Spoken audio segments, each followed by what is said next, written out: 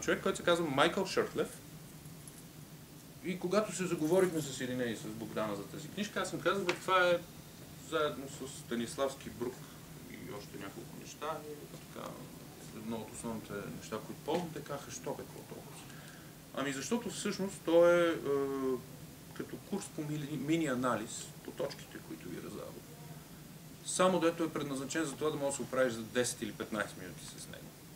Нещата, за които той говори в книгата, са абсолютно приложими в репетиционен период от 2 месеца. Въпросът е, че обратното е трудно. Когато имаш 2 месеца, имаш повече време, имаш време да обмислиш нещата, за които трябва да се работи. Когато имаш 15 минути, е важно да знаеш веднага да скочиш във важните неща за една сцена. Тази книжка е с въведение от Боб Фоси.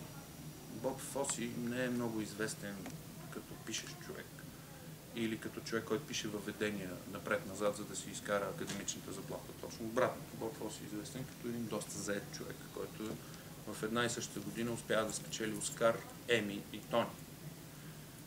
Това, че той е намерил няколкото часа, за да напише предговора на Майкъл Шъртлев, е израз на уважение към това, което Шъртлев е направил десетки години за него в кастинга на практически всяко едно от големите шоута, които Фоси е правил на Бродвей.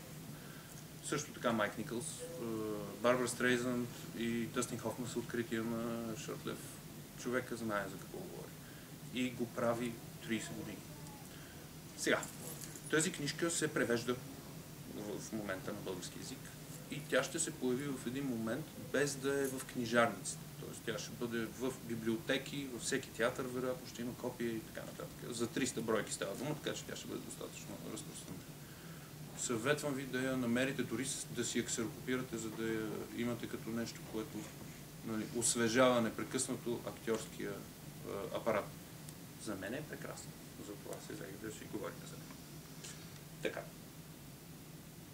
Тъй като е топло и гледам, че вече се поуспокоихме, дайте да вземем 5 минутки да се разходите, звъннете, изпишките и така нататък и да започнем вече в конкретиката. Това как се прави този мини-анализ.